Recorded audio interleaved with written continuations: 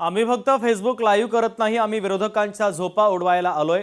15 तारखेला सर्वांच्या झोपा उडतील। उपमुख्यमंत्री एकनाथ शिंदे यांनी विरोधकांवर टीका केलेली आहे।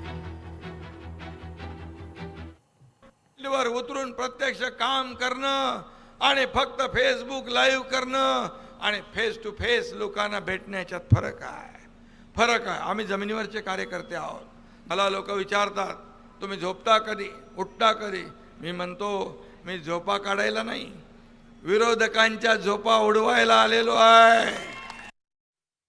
अंधेरीमध्ये ठाकरेंच्या शिवसेनेला मोठा धक्का बसला। ठाकरेंच्या शिवसेनेच्या अशोक मिश्रा यांनी भारतीय जनता पक्षामध्ये प्रवेश केला।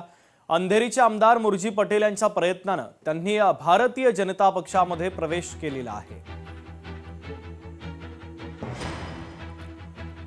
तर मुर्जी पटेल यांच्या प्रयत्नांना मोठं यश आलं।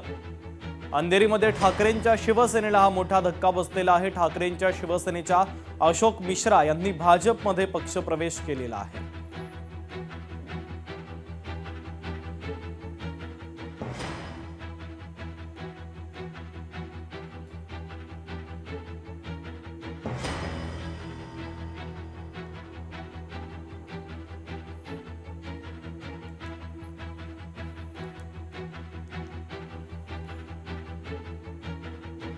तर अशोक मिश्रा यांनी भारतीय जनता पक्षामध्ये प्रवेश केलेला आहे। आमदार मुर्जी पटेल यांच्या प्रयत्नांना मोठं यश आल्याचं पाहायला मिळतंय। राज्याचे मुख्यमंत्री देवेंद्र फडणवीस यांच्या उपस्थितीमध्ये त्यांनी भारतीय जनता पक्षामध्ये प्रवेश केलेला आहे।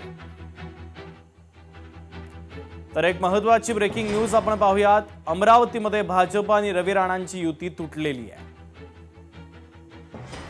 भाजपचे शहराध्यक्ष डॉक्टर नितीन धांडे यांनी माहिती दिलेली आहे। युवा स्वाभिमान संघटना ही स्वबळावर लढणार असल्याची माहिती त्यांनी दिली आहे। अमरावतीमध्ये भाजप आणि रवी राणांची युती अखेर तुटलेली आहे। उशीर थोडा झाला असेल, पण आमचा उद्देश चांगला होता। आम्हाला युती टिकवायची होती। एक चांगल्या उद्देशाने आम्ही चालत होतो। पण ते मला वाटते की लोकल इलेक्शन आहे, महानगरपालिकेचे इलेक्शन आहे, आणखी याच्यामध्ये कार्यकर्त्यांना नाराज करता येत नाही कोणत्याही पक्षाला।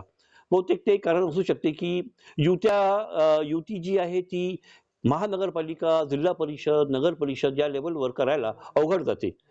तर त्याचे कारण असू शकते असं मला वाटते। पण आता जे क्लिअर झालेलं आहे, आम्ही आमचे अपक्ष उमेदवार जे आम्ही उभे केलेले आहे, सपोर्ट दिला आहे, आम्ही त्यांना निवडून आणू।